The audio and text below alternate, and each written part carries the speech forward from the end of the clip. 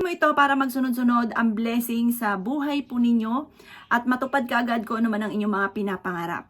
Sa umaga pagising po ninyo, mga bossing ko'y humarap ka sa gawing silangan kung saan naliwanag ang sinag ng araw. Kahit hindi ka na lumabas ng bahay po ninyo, basta alam nyo kung nasan ang silangan po dyan ka lamang po tatapat mga bossing.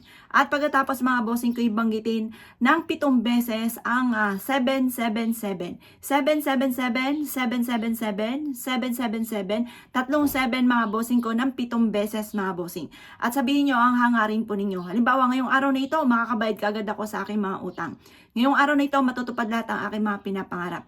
Ngayong araw na ito, lahat ng aking mga iniintay na mga blessing ay darating na at kiniklaim ko na ito. Ganun po ang inyo pong gagawin mga bossing ko at makakatulong po yan upang sa ganun maka-attract ka ng swerte. Yan po mga bossing ko, ipanungwit ng swerte. Pwede rin naman na kumuha ka ng dahon ng laurel at isulat nyo po ang 37 po dito at idikit nyo po ito sa inyo pong pintuan. Ang dulot po niyan ay swerte.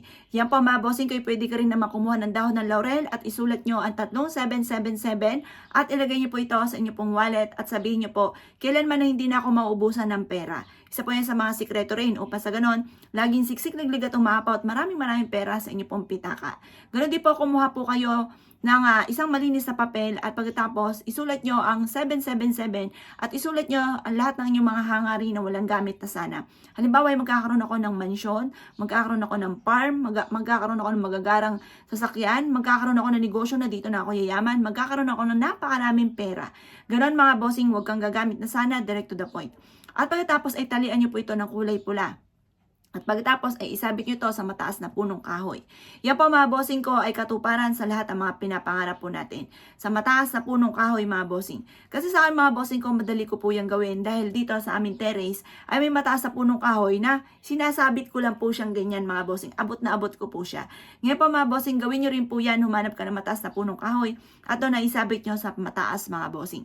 At kung nais naman po ninyo mga bossing ko ay magkaroon ng maraming bunga ang inyo pong mga pananim mga bossing ko ay pwede nyo ring talian ito ng laso at isulat nyo po sa pinakapuno niya ng 377.